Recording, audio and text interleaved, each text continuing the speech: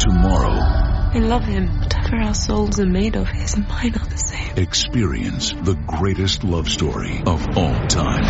Why did you leave me? Why did you betray your own heart? A film by Emerald Fennell. Heathcliff. Kathy. Margot Robbie, Jacob Elordi. Kiss me and let us both be damned. Wuthering Heights. Original songs by Charlie XCX. Only in theaters tomorrow. Experience it in IMAX. Rated R. Under 17. Not admitted without parent.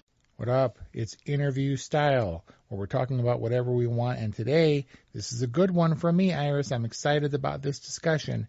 I want to hear about your most profound in-theater movie experiences.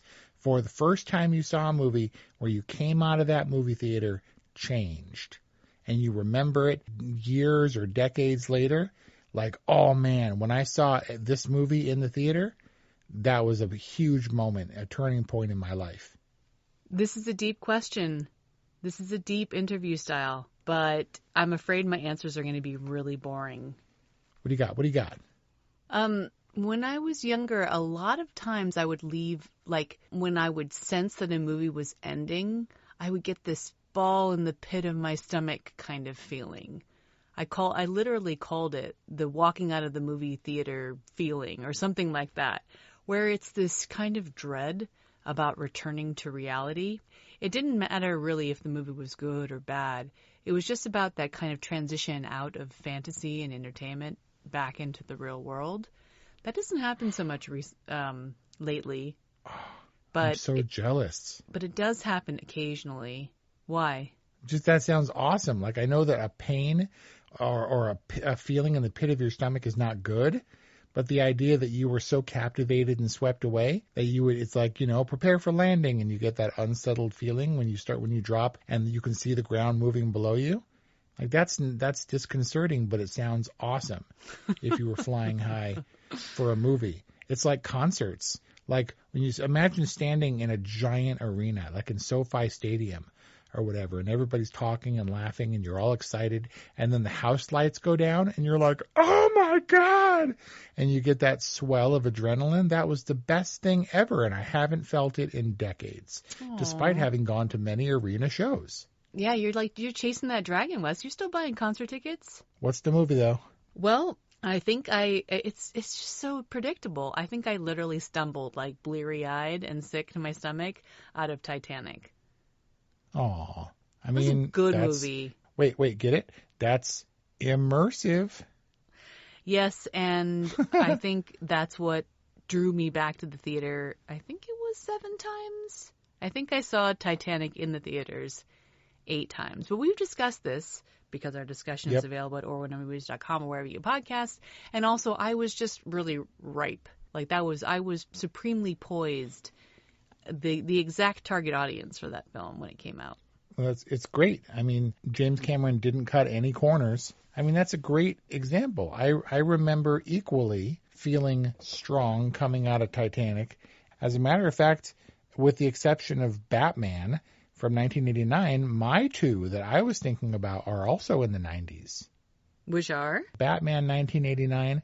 I ditched school, so in a way I was a comic book superhero or maybe a supervillain, and I walked by myself through the dangerous streets of Torrance, California to AMC Rolling Hills 20 to watch Batman instead of going to my last day of, I think it was 7th grade. Wow. And man, that was I was super stoked about it. I was doing something unusual. I felt like I was an adult. It signaled in a Wonder Years style the end of my childhood. And I was like, I am a grown-up now. When I emerged from an adult movie, not a kid's movie, I guess, after my last day of 7th grade. It bat signaled adulthood. Yeah. Terminator 2 was just not long after that. And I still maintain a crushing disappointment and resentment that Mom would not let me go when that movie was released on my 15th birthday. And it was like a special screening, like an advanced screening at 10 p.m. No, you have to go to school. You are not going to go see that movie tonight. And I was like, what are you doing to me? So I saw it the next day. She wouldn't take me, So I had to walk to Del Amo Mall. Now, that's only about 2 miles, 2.2 miles. But when you're 15, that's, pretty significant. Time I got out of the theater, it was late, and I walked home through the night with Skynet in my head and Terminators and stuff. And I was just I was gobsmacked by the effects in that movie. And just, there was something I had never seen before. And I was like, holy cow, it lived up. Very few movies since have lived up to every hype and every hope that I possessed, and that was one of them. And then on the way home, I think I saw it with Baby Seal, and we were walking home on Sepulveda, and someone leaned out of their car and shot me with a bottle rocket. And I was like, the machines are coming! And I think, in my memory, I dived heroically into the bushes, but I can't be sure. Whoa. And then that brings me to the Blair Witch Project, which I had been studying. I got caught up in the hype. Is it real? Is it not real? You have to understand, this is a time and place movie where if you weren't online, with the burgeoning internet where you couldn't tell what was true and what wasn't. And for the first time, they used a viral marketing campaign, an online marketing campaign to market a movie that cost no money to produce, which may or may not have been real. And to be in a strange place, I consider Indiana, the sticks, comparatively to where we grew up.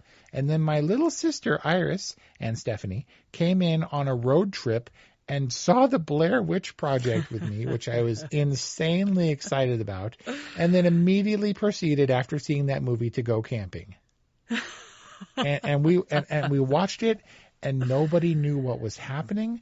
Nobody knew if it was and I know that sounds crazy, and I know that we're talking about 30 years ago now. What? But if you had been there at the time, Burkittsville, Maryland, 1994 was when they disappeared, but the Blair Witch Project, I think, was 2003, I want to say. So, no, 99. So 25 years since that.